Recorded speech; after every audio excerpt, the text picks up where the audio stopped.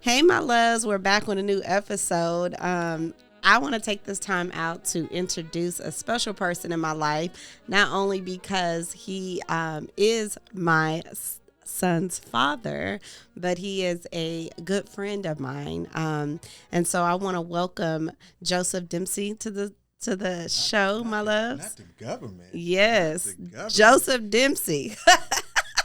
Thank you. I appreciate you.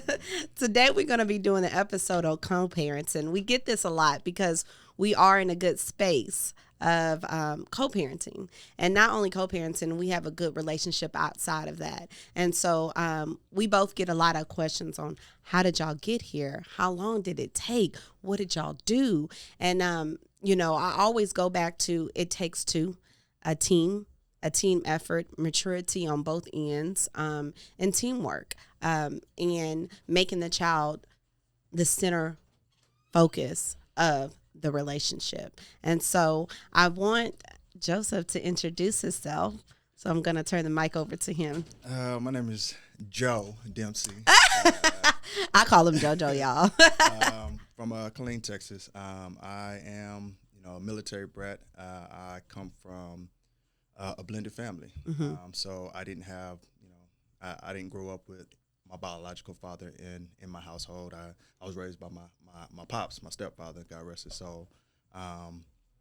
And, co-parenting for me, it came easy because I just wanted to be for my son, all of the things that I didn't have for me, right? Mm-hmm. Didn't really have a great relationship with my mom. My mom didn't really have a great relationship with my father, my biological father. And, those things affect you, and Right. dealing with our son, dealing with you, Mm-hmm. that was always my goal. Being young. We were young parents. Yeah, We had Jameer when I was on my 20th birthday, and you were 22? Were you 22? Yeah, something like that. Something like that. We was in Alaska, y'all. We were away from family, so Yeah. and that made it hard. Yeah, but yeah, I think co-parenting is definitely necessary, and I think it's dope that you're highlighting this because a lot of people see the end result. They see us being cool. They see us being able to laugh and share holidays and birthdays and accomplishments and stuff like that, and still have our friendship. And everybody's not as how do you say? Everybody's not able. So everybody's not as blessed as us. Right. But what they don't know is how we got here. How we got here. Woo. How we got here. So we're gonna take y'all back memory lane. We got pregnant in 2006, beginning of 2006. Telling your age. Yes. You're telling your age. I'm telling my age. Oh, Lord. Didn't find out we were pregnant until the day before I left for the Air Force, the day before I left for Alaska. Yep. Remember that day? Yeah. Well, Yeah.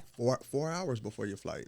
4 hours before my flight, we found out we was having a baby, y'all.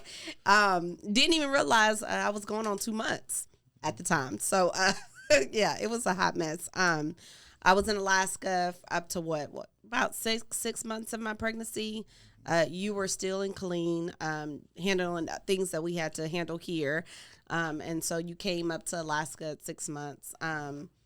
Moving forward, we had our son in December of 2006. And things were rocky then with, personal marriage stuff. We decided to go our separate ways. You moved back to Killeen, right? Yeah. Or Dallas. Was it Killeen or Dallas? Nah, I moved back. Well, I moved to Dallas. Yeah. Dallas. And I stayed in Alaska, and that's how things started to really go downhill from there.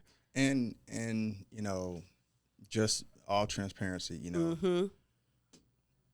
the hardest part of that situation was knowing that my son was so far away, that I was gonna miss the first steps. That is he gonna remember who I am? Because at that age, a child they don't really know who they're looking at when they're looking at a phone.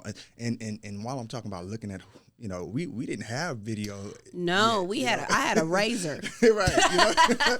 So we were able to show photos and stuff like that. And I just didn't want to lose that connection with my son. I opened up my intro, talking about not having my biological father in my life.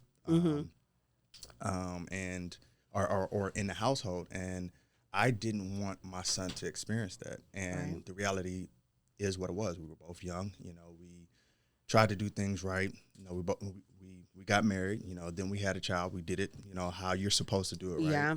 And it didn't work out. And now I'm struggling to figure out how I can not allow what me and you went through to affect my son. And as a man, I struggle with that. I different things. What type of men does she have? Around my son. Is she raising him to be the man that I want him to be, or the man that he needs to be? Right. And things like that. Because as a father, you want your son to be a better man than you. And you don't know when you're co-parenting. You just got to trust that other parent, and we didn't have that relationship yet. No, we definitely didn't have that bond when it came to a strength of a co-parents. And I speak for me, it was more of resentment, right? And not looking at Jameer, of course, as the focal point of our relationship. My thing was, you're not here. I need this. And not thinking like, well, he just moved from Alaska to Dallas, Terry. He don't have nothing right now. And you kind of got to pick up the slack right now. And even though y'all are going through things, you can't focus on that. Right. You have to focus on your son. And I think a lot of division came where he's my son. Well, he's my son. Well, he's my son. Well, he's our son. And I didn't care. You left and we wasn't together, and that's just what it is. And if you want to be in his life, you need to step up, right? And I was selfish. I'm selfish. We was both selfish and petty. Listen. I mean, I remember us arguing. Like, you wouldn't change your last name. Like that's my son's last name. That's not your last name. We was arguing about little stuff that had nothing to do with Jameer at all. And I know. I would. I ain't changing my last name. I got to do all that. Nope. And unfortunately, because of that, I think Jameer, missed some of the nurturing that we both could have provided to him.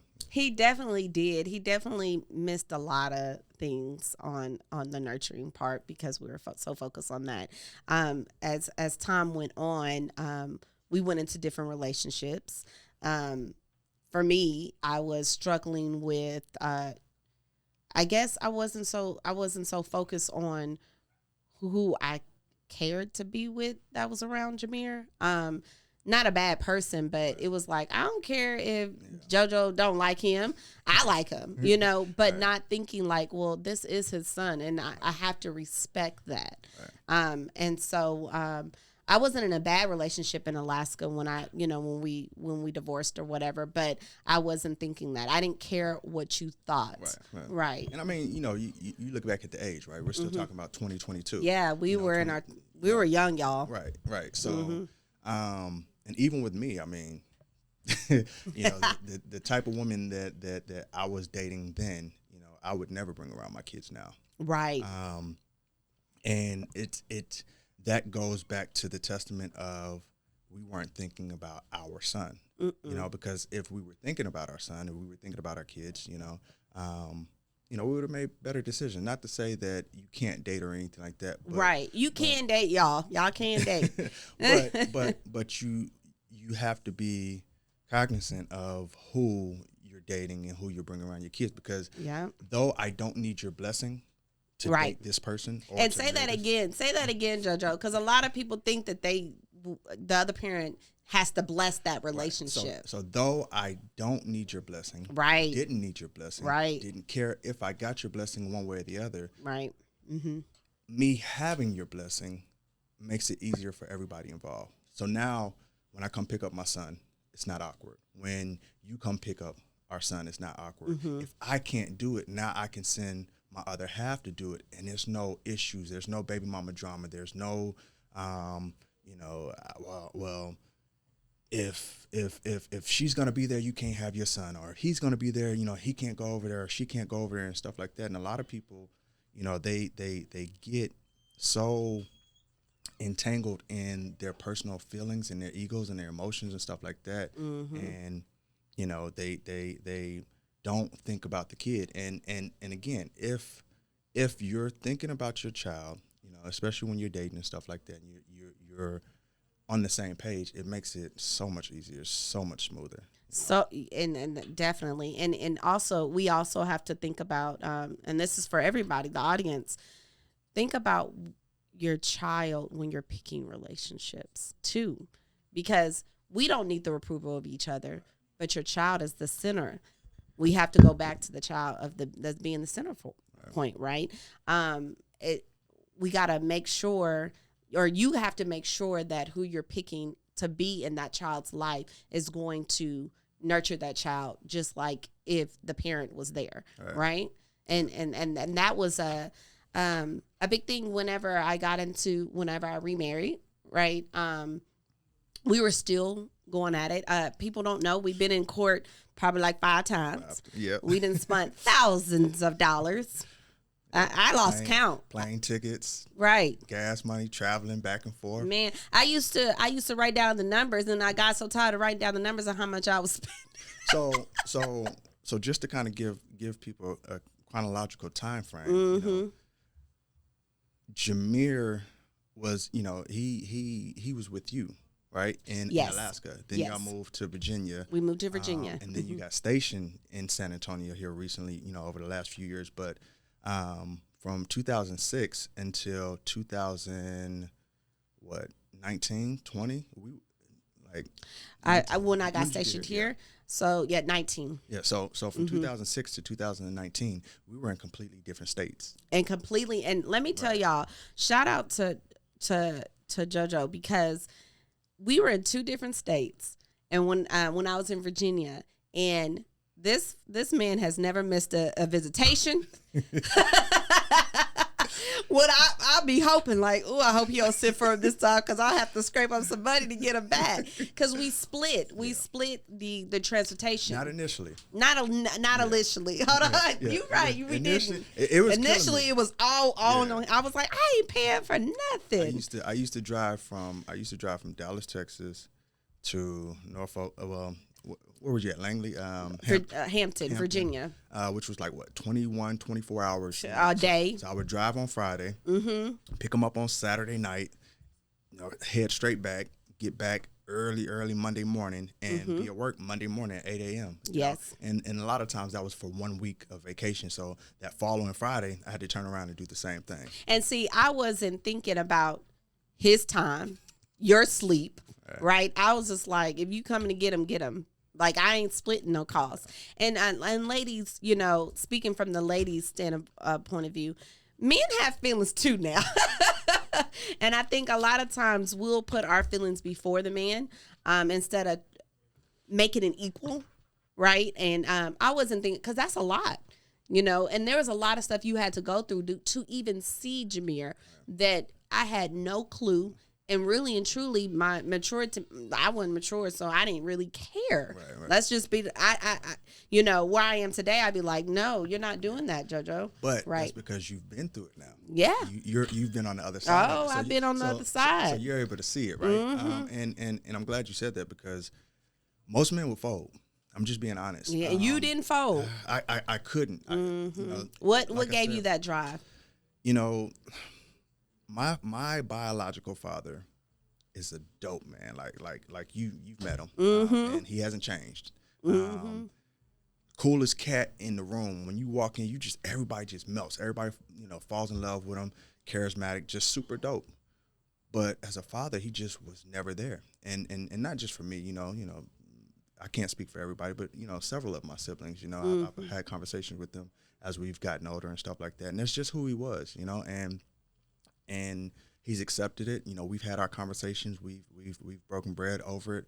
But I promised myself that I wouldn't miss anything for my kids. You know, I promised myself that even though we were worlds apart, as long as you didn't go out the country, I was gonna be there. And I just vowed to it. I have two other kids. Well, I had two other sons at the time, and by two other women. And one of the things I didn't want was for one child to be here, one child to be there, them not have relationship because I have double-digit siblings, and I don't know all of them. I've met most of them, but I don't know all of them. And I refuse to repeat, what I went through with my son. So I always made sure that my kids spent the same holidays together. And you did. I wanted to highlight that. Yeah. You, JoJo, you did. You're like, they got to spend Christmas together. They have to spend Thanksgiving. Easter was even a thing. And I was like, really? Easter? Yeah. JoJo? Yeah, because at the end of the day, here's how I've always looked at it, right? If I died, does this mom make sure that her son has have a relationship with other ones? Right. Is she gonna fly him out there, or is she gonna bring the other two in, and different things of that nature? And I know it's extreme thinking, but I thought about my childhood. Not having my siblings. I'm the youngest. I'm the youngest boy of like 13 kids. Blood stepkids. All I'm the youngest boy, and I don't have personal relationships with only about 5 or 6 of them. And I didn't want that. I wanted my kids to know each other. I wanted them to, pretty much be able to depend on each other. Right. I look at you and your sister's relationship. Y'all Right. are worlds apart. She's overseas, she's here, she's there. Right. But y'all are so bonded and y'all are so connected. And I wanted that for our son. I wanted that for my other boys. So, and you did that. You did that because I'm gonna tell you, hands down. So And I'm gonna just say that excuses wasn't in your book, and fathers, even though that child is out of another, like they're living in another state, right? You still have to do what you have to do to be in that child's life, and that's for mothers too. If you don't have custody of your children, you have to do a little bit of the extra, and it's a lot, but it's worth it because it's your child. Yeah. Right. And it makes it easier when both of the parents are on one accord. And kind of moving forward in a sense, whenever I got remarried, it was, we still was kind of like up and down, whatever. I think it didn't start getting to a point where we were kind of easing out until 2016. Yeah, about 2016. Yeah. 2016 is whenever we kind of started seeing eye to eye. Because, y'all, we wouldn't even talk. I would talk to your ex-husband. Yeah, he would talk to my ex-husband. Right. I didn't have nothing to say to him. He didn't have nothing because we were always making it about us and what we felt. And to highlight that. And this ties back to who you're dating and stuff like that. Right. I think the fact that I was able to talk to your ex-husband, it kind of bridged that gap. It did. Of what me and you couldn't have, right? Because I would talk to him, he would talk to you, and then me and him would relate stuff, and it was still your decision at the end of the day, right? And that allowed me to still be involved. Whereas if me and you wasn't talking, and I didn't have no relationship with him, I'm out the loop. I don't know what's going on. You making decisions, we're beefing. I don't see my son, and you talk about me. Always being there. There were many times I wanted to fold. There were many times I wanted to just say, you know what, forget it. I'm gonna give up my rights. But in the back of my mind, I didn't want to be what I went through. Right. And so when you got remarried, I was happy for you. I feel like it. Like you said, it takes two. I don't feel like it takes two. I feel like it takes a village. Oh, yeah, you're right. It does take a village. Yeah, so, you're right. So even as you were married, to your ex-husband, and I would talk to Jameer and he was going through stuff or I'd find out stuff was going on, I'd be like, what did your dad say? I referred to your ex-husband as his dad because he was the other man in the household. He was the man of the house. He was the man that was raising you to be a father and being raised by my stepfather. I wanted to make sure that he had the utmost respect. A lot of men don't respect the the other man, right? A lot of women don't respect the other woman, right? And I want to highlight that too, because you said that you referred to my ex-husband as Jameer's father. That was the maturity. Again, those were the steps, y'all, we had to put in place, to get out of. That was one thing that JoJo got out of his own way or his own feelings and said, okay, what did your father say?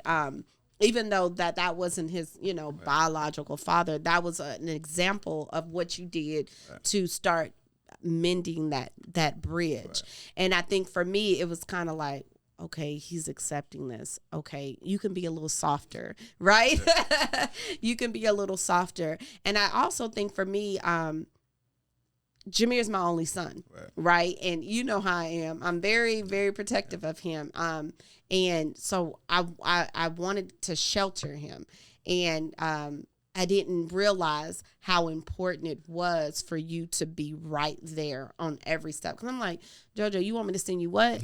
I got to do this. I got to do that. But, ladies, men that have the custody, you have to do your part too, as far as keeping them involved. Open communication. Y'all are not always going to agree. We don't always agree, y'all. We do not always agree. Lord knows we don't. However, what do we always say? What's best for Jameer? Right. What's best for him? And sometimes we don't agree on what's best for him. Right. But the maturity level that we're at, we can talk through it, because I don't see everything the way that you see it, right? And we talk about parenting differently, parenting styles. That's your sunshine. That's your only son. Yeah. And you and Jameer, y'all have a friendship relationship. We do. and with me, I'm more militant. I'm not strict. I'm stern. Right. I've done well for myself in life. So my thing is if you do everything that you're supposed to do, you can get anything you want. But when you're not doing what you're supposed to do, I'm going to hold you to a standard, and this is the standard. And I expect nothing less. I'm not going to waver. I don't want no excuses. I don't want to hear about why it didn't get done or why it happened and things of that nature. These are what the expectations are, and I'm raising boys to be young men. Right. The world don't care. Nope. Let's call a thing a thing. I'm raising young black men in the society and times that we're living in now, and I got to get them, in my mind, I got to get them to understand why this isn't okay, why you can't slip up, why you got to meet this standard consistently, whereas how do you feel? How does that make you feel? And I'm like, screw this feeling. I don't be done by how you feel. I'm like, well, JoJo, okay, okay, well, yeah, let me get back out of my feelings, y'all, because, and I am like that, and as Jameer got older, transitioning to 2017, 2018. 2018 is where we really started seeing eye to eye. And I get this question a lot. Your baby daddy ain't on child support? Well, let me take y'all back a little bit. So I had Jameer all the way up until he was in 6th grade. I remember having this conversation with JoJo a lot of times. Like, he's out now. Our son has ADHD, y'all. That's a whole nother, And I was in denial for a long time. And JoJo was like, he got ADHD, and he was 3. Don't put that on my son, my son again, right? But moving forward into 2018, we kind of start seeing real eye to eye, putting more of the focus on Jameer. And how we got there is I was going through some things, you were going through some things, and we were both like, you know what? It's easier just to get along. Right. Let's just get along. And I remember having the conversation with you where you were like, Terry, this child support thing. And I'm just like, I know, huh? and so when Jameer was in 6th grade, we had that conversation. And I remember calling you and said, I can't do this no more. And so ladies, I don't recommend this for everybody. This is what worked for us. Now, this is what worked for us. Raising a boy. A woman can only do so much. We can only nurture so much. We can only give that cuddling experience so much. At a certain age, if that father is present, let that father have that boy, because this world will eat them up and split them out as quickly as you gave birth to them. And so Jameer was acting all out of whack, and I remember calling you and I said, you know what? You want your son? And let me tell you something. Jojo was like, yep. I literally, 2 days later, he was on a plane. Yeah, it happened that quick. Yeah, you know, and, it did. And I'll be honest, it strained my last marriage. I'm gonna be honest. I see a lot of men and a lot of women who would have turned their kid away and said, now my household, I gotta choose my wife, or I gotta choose whatever. And right. Like I said, I've been to court 15 times. 15, y'all. 5 with you, 5 with me, and two with my oldest, and then I'm still in court now with my youngest. That's true. And he's 15. So but it put a strain on my marriage, because she didn't want any kids. She was okay with me having just my oldest. Then I ended up winning custody of my youngest, and then here comes Jameer. Jameer. Right, now Jameer's the middle child, y'all. Right. So now I have 3. I'm a black man with all 3 of his kids from 3 different women. I'm an anomaly at this point in time, a black unicorn. Dealing with 3 different women personalities. Right. So, but when we had that conversation, I knew that I had to do it. I knew that I needed to have my son around me, because a lot of people, the people that are in our circle, the people that know us, they know Jameer is just like me. Oh, and Lord. I wasn't a great person growing up. I was I was a terrible person. I was an asshole. I was a narcissist. I was just from A to Z, all the bad stuff, and luckily I caught so many breaks that, the things that I was doing and things that I was going through, I didn't get the severe, harsh punishments and the consequences that a lot of other people would have got, or a lot of other people did get. So knowing that, I didn't want to watch my son go down that path. I'm watching him mannerisms. I'm watching his ways, his actions, and everything, and I'm just like, God damn, I get it. Like, God, I apologize to my parents. I'm sorry for all of this. Don't do this to me. Don't do this to me. But when you called and you said you couldn't do it, I knew at that point in time, if I don't, who will? If I don't, who will? Right. And I had to step up. Yeah, and literally 2 days later, Jameer was on a plane, and he was flying out to Dallas from Virginia. And I was still in Virginia. I didn't have orders to Texas yet. I was still kind of going back and forth with that. And we started to support each other. You started to support me and everything that I was going through. I started to support you and your transitioning. I started to go through divorce, and then a couple months later, you started going through a divorce, and like I said, child support was still on the table. Now nobody knows this, but Jojo was still paying me child support, but Jameer was in his house. And so it got to a point where Jojo was like, "Hey, this child support thing." but right? but I do want to go on record and say, though I was still paying you child support, you were still buying all his stuff. I mean, when we went out, entertainment and stuff like that, but you were still buying his clothes, you were still buying, anything that he needed, you were still doing. I was. So you weren't one of those money hungry female who, you were getting the child support and just hoarding it. Right. No, I wasn't. I was making sure Jameer was good, because too good. That's what his dad always be like, you buying him what else again, And so I did make sure that Jameer was taken care of, and that little load was lifted off of you. Regardless of the situation, I wanted to make that easy for you. And so when that conversation did come up, for me, it wasn't let me think about this. It was like, okay, it makes sense. It was hard. And I know it was hard. Yeah, and you know what? It was hard because of what I was going through, and that extra little money was getting me through, right? And so, but I really had to have faith in God that he was going to take care of me and Jameer and my daughter Elena, without, you know, that little, that extra money or whatever, not little, but the extra money that was coming to me. And it wasn't, until, I guess, let's see, that day came, and then, immediately they did it. Virginia was really quick about child support. I can't say about nothing about Texas, but they did that quick. We wrote a letter or something, and then you know. I got my first check without child support. Hey y'all, let's go. We're going out to eat tonight. Right. Yeah, and I want to highlight that the child support is not a bad thing, and I think I get a lot of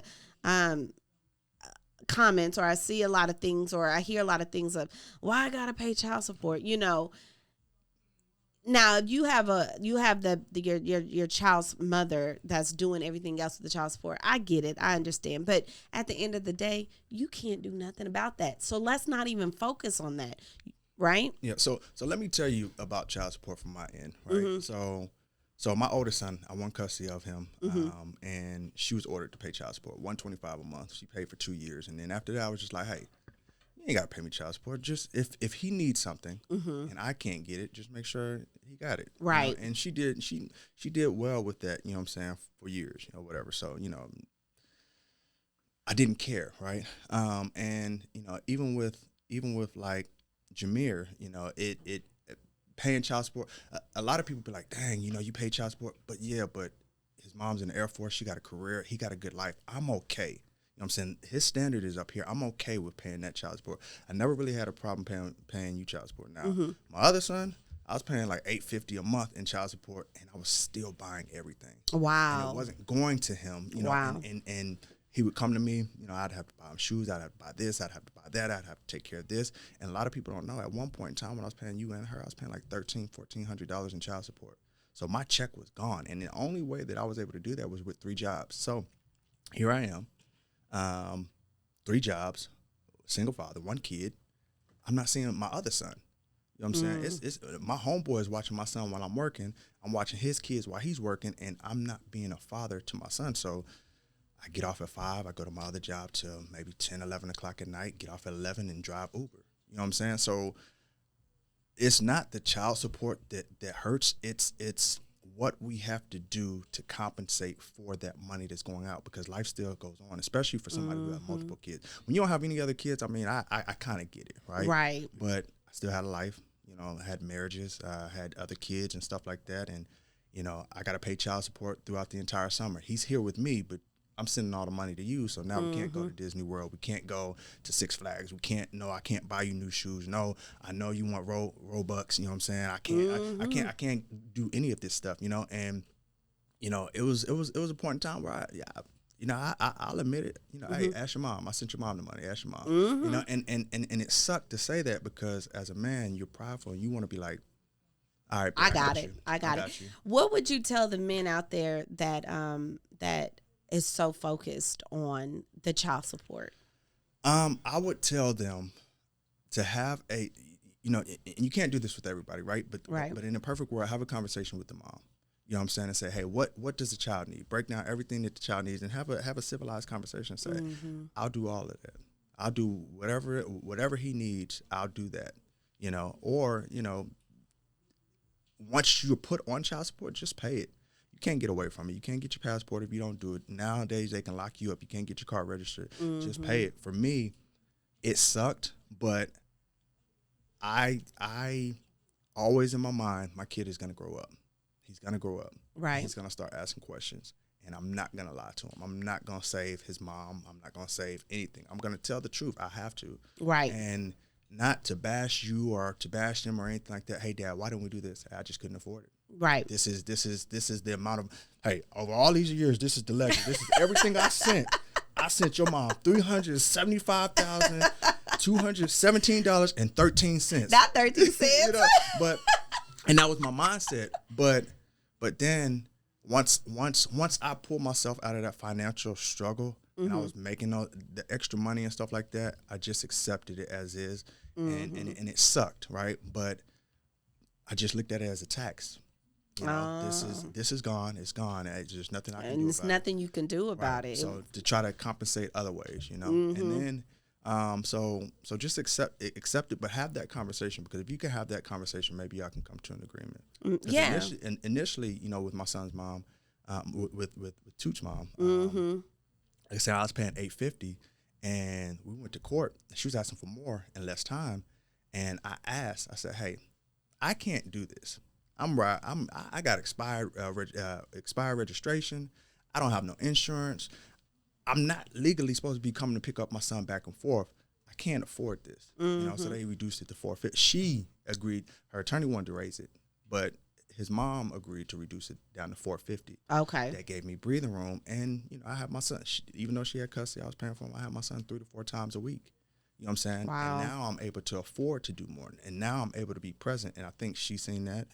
He's seen it. You know, and it was best for everybody involved. I'm not saying don't put nobody on child support. That's not what I'm saying. We're not saying that. I'm not saying. I'm not saying put people on child support. Right.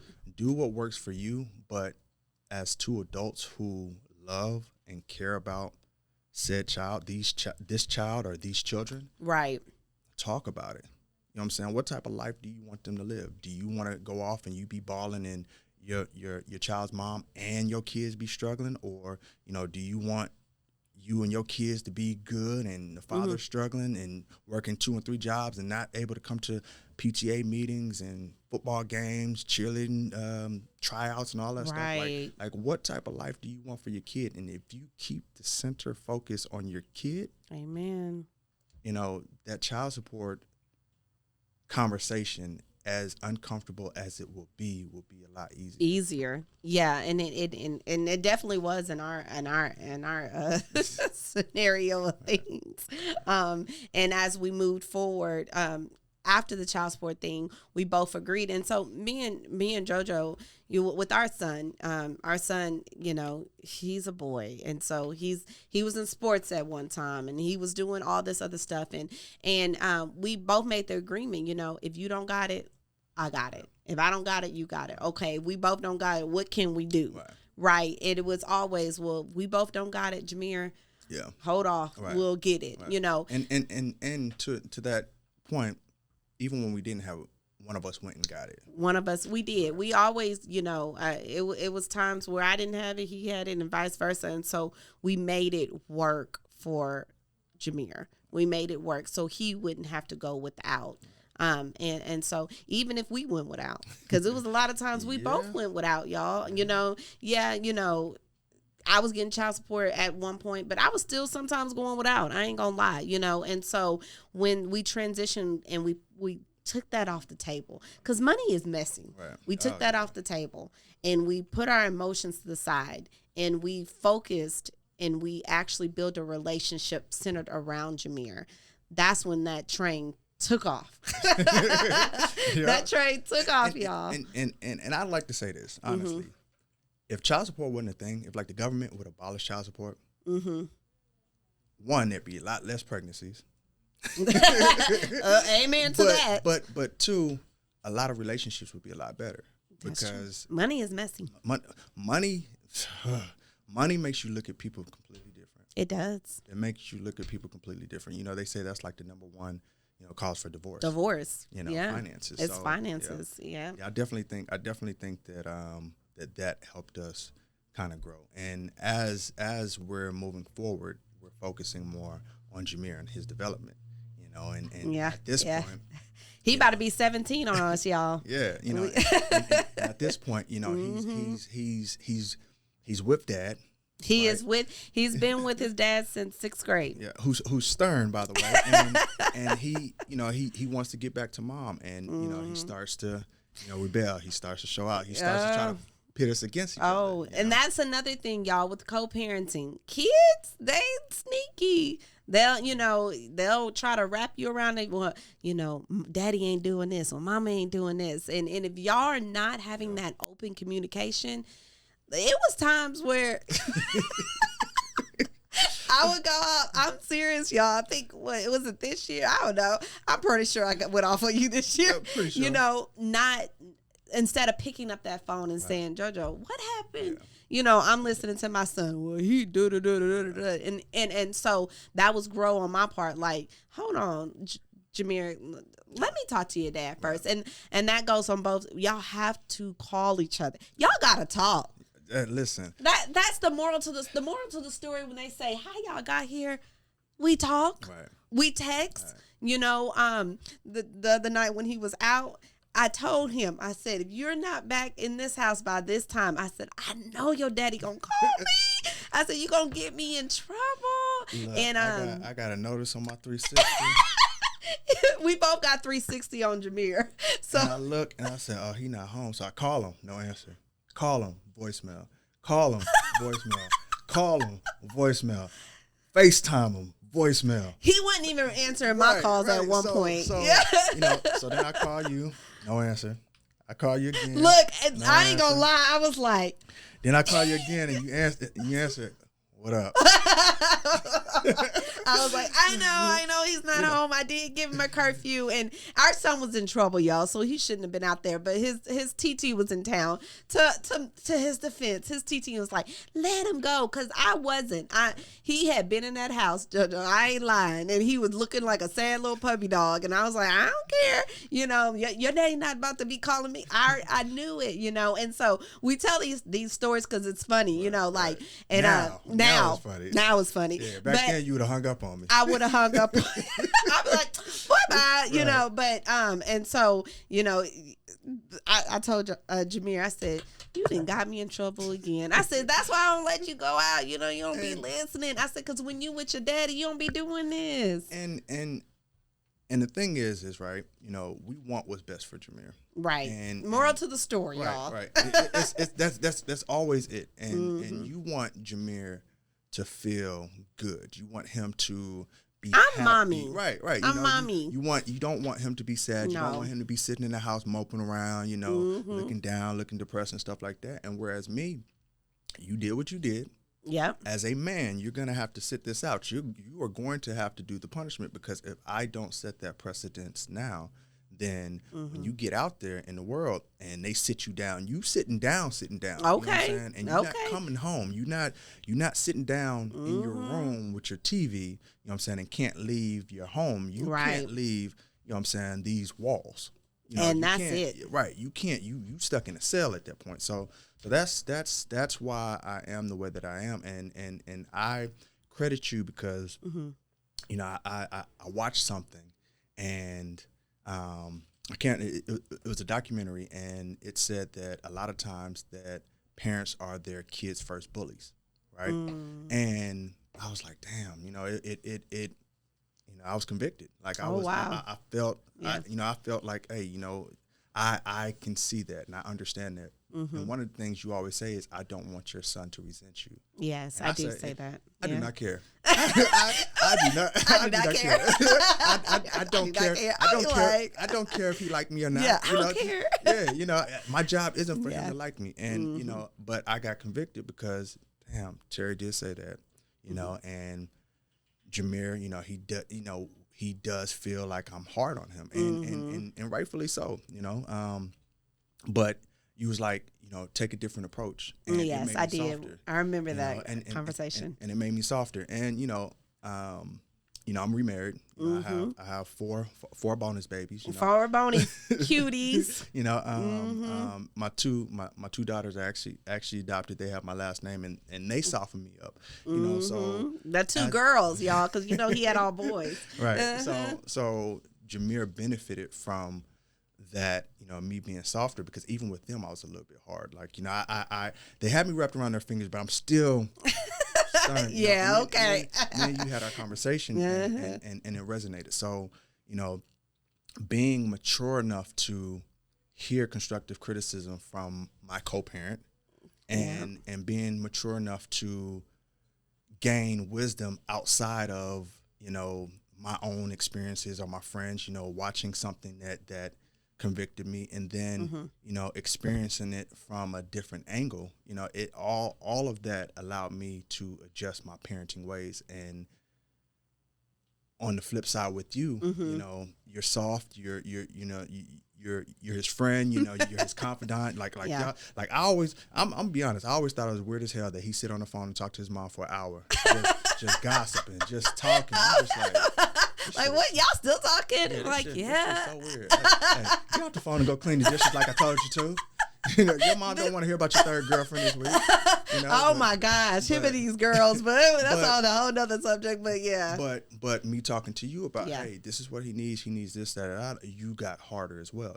You got more stern. So there goes the co-parenting of us being able to compromise, us being not, hey, this is my house, I'm gonna do it my way. Right. This is your house, you're gonna do it your way. But we still respect each other's household, because I hear you say all the time, hey, that's your dad's house. Yep, and I do. And I say the same thing to my son. But